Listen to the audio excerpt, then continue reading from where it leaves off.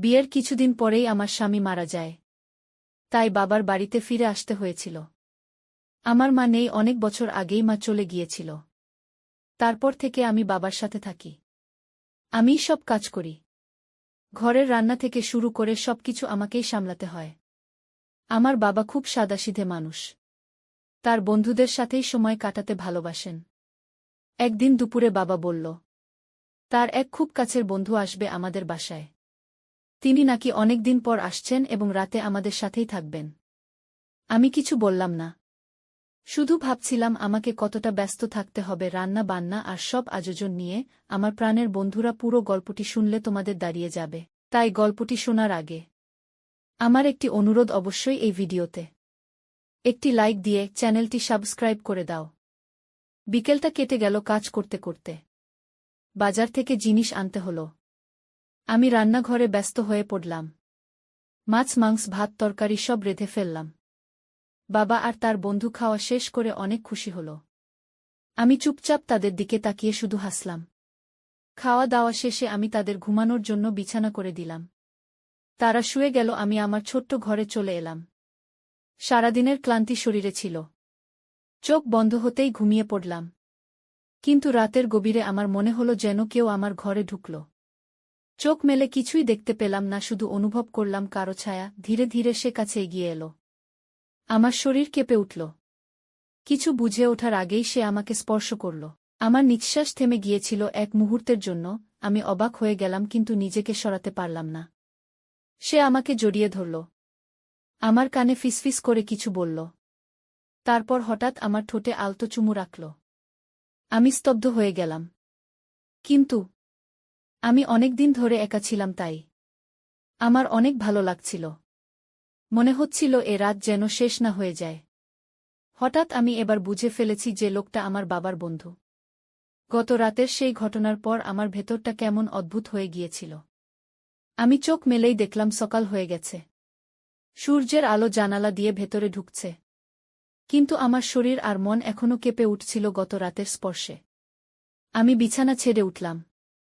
কাজে মন দিতে চেষ্টা করলাম। কিন্তু বারবার মনে হচ্ছিল সেই মুহূর্তটা আবারও ঘটছে। আমার ঠোঁটে যেন এখনও তার চুমুর উষ্ণতা লেগে আছে। আমি রান্নাঘরে ব্যস্ত ছিলাম। এমন সময় বাবার বন্ধু এসে দাঁড়াল দরজার পাশে। চোখে এক অদ্ভুত হাসি। আমি কিছু বলতে পারছিলাম না। মনে হচ্ছিল বুকের ভেতর সব কথা আটকে গেছে। সে ধীরে ধীরে এগিয়ে এলো। আমাকে বলল কাল রাতের জন্য ভয় পেতে না। সে শুধু আমার একাকিত্ব বুঝতে পেরেছিল। তার কথা শুনে আমার চোখে পানি চলে এলো। আমি কাঁপা গলায় বললাম, আমি অনেক দিন ধরে একা ছিলাম। সে আমার হাত ধরে ফেলল। আমি আর হাত সরাতে পারলাম না। তার চোখের দিকে তাকিয়ে থাকতেই বুকটা কেমন উষ্ণ হয়ে উঠল। আমার মনে হচ্ছিল এতদিন ধরে আমি যার খোঁজ করছিলাম সে যেন এই মানুষটাই। সেদিন দুপুরে আমি যখন একা ছিলাম তখন হঠাৎ সে আবার এসে দাঁড়াল। চারপাশে কেউ ছিল না। সে আলতো করে আমার চুলে হাত বুলিয়ে দিল। আমি চোখ বন্ধ করতেই তার বাহুর মধ্যে হারিয়ে গেলাম। মনে হচ্ছিল যেন পৃথিবীর সব কষ্ট দূর হয়ে গেছে। আমরা চুপচাপ দাঁড়িয়েছিলাম। কথা ছিল না, তবুও হৃদয়ের ভেতর দিয়ে কথা চলছিল। সে আমার কপালে চুমু দিল। আমি চোখ নামিয়ে ফেললাম। কিন্তু ভেতরে এক অদ্ভুত সুখ কাজ করছিল।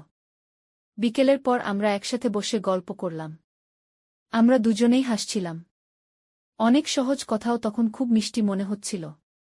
আমি টের পেলাম আমাদের মাঝে এক অদৃশ্য টান তৈরি হয়েছে, যেটা আমি আগে কখনো অনুভব করিনি। রাত হলে সবাই ঘুমিয়ে পড়ল। কিন্তু আমার চোখে ঘুম আসছিল না। আমি বিছানায় শুয়ে শুধু ভাবছিলাম, সে কি আবার আসবে আমার কাছে, নাকি কাল রাতটাই ছিল একবারের মতো। হঠাৎ দরজা হালকা শব্দ করে খুলল। আমি চমকে তাকালাম। সে দাঁড়িয়ে আছে দরজায়। আমার চোখে চোখ রাখতেই সব প্রশ্নের উত্তর পাওয়া গেল। সে ধীরে ধীরে আমার কাছে এলো। আমার হাত ধরল। আমি নিজেকে সরাতে পারলাম না। তারপর সে আমাকে জড়িয়ে ধরল। আমি যেন আবার বেঁচে উঠলাম। আমি বুঝতে পারলাম এটা শুধু কোনো মুহূর্ত নয়। এটা আমাদের নতুন সম্পর্কের শুরু, যেখানে থাকবে বন্ধুত্ব, ভালোবাসা আর অনেক মিষ্টি অনুভূতি। এভাবেই আমাদের দ্বিতীয় রাত শুরু হলো। আমার মনে হচ্ছিল আমি আবার নতুন জীবন খুঁজে পাচ্ছি। একাকিত্ব ভেঙে আবার আলো ফিরে আসছে। দ্বিতীয় রাতের সেই ঘটনার পর সকালে ঘুম ভাঙতেই আমার মনটা কেমন আলো ঝলমল লাগছিল। আমার মনে হচ্ছিল আমি যেন নতুন কেউ হয়ে গেছি।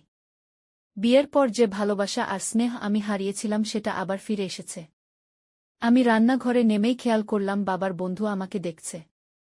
চোখে তার অদ্ভুত মমতা আর হাসি। আমি চুপচাপ কাজ করছিলাম কিন্তু মনটা কাঁপছিল। কারণ আমি জানতাম আজ আবার কিছু নতুন হতে পারে। খাওয়া দাওয়া শেষে বাবা আর উনি গল্পে মশগুল হয়ে গেলেন।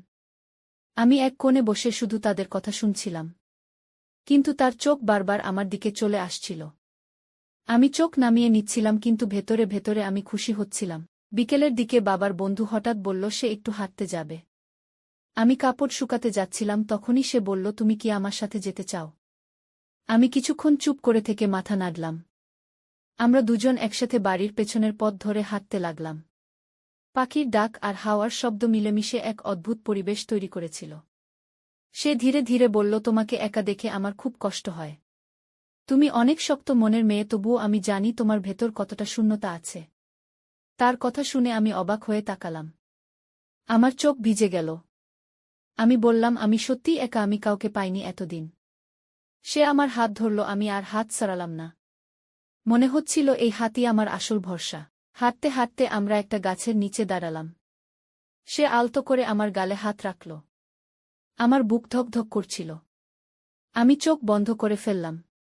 তারপর অনুভব করলাম সে আমাকে বুকের সাথে জড়িয়ে ধরেছে। আমার মনে হচ্ছিল সময় থেমে গেছে। পৃথিবীটা যেন আমাদের চারপাশে ঘুরছে আর আমরা দুজন শুধু কাছাকাছি হয়ে দাঁড়িয়ে আছি। তার ঠোঁট আমার কপালে ছুঁয়ে গেল।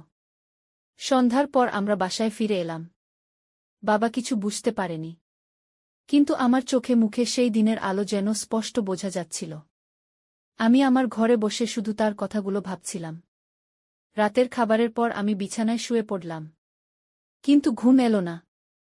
আমি জানতাম সে আসতে পারে। আমার বুক কাঁপছিল কিন্তু মন চাচ্ছিল আবারও তার কাছে যেতে। হঠাৎ দরজা খুলে গেল। সে ভেতরে এলো। আমার দিকে তাকিয়ে হাসল। আমি বিছানা থেকে উঠে দাঁড়ালাম। সে ধীরে ধীরে এগিয়ে এসে আমার হাত ধরল। আমরা দুজন একে অপরের চোখে তাকালাম। কোনো কথা ছিল না। কিন্তু আমাদের নিঃশ্বাসের সব কথা ভেসে উঠছিল। সে আমাকে জড়িয়ে ধরল আর আমি সম্পূর্ণ ভেসে গেলাম তার আদরে। সেই রাতে আমি বুঝতে পারলাম আমাদের সম্পর্ক এখন আর থামানো যাবে না। এটা শুধু এক মুহূর্তের টান নয়। এটা আস্তে আস্তে আমাদের জীবনের অংশ হয়ে যাচ্ছে।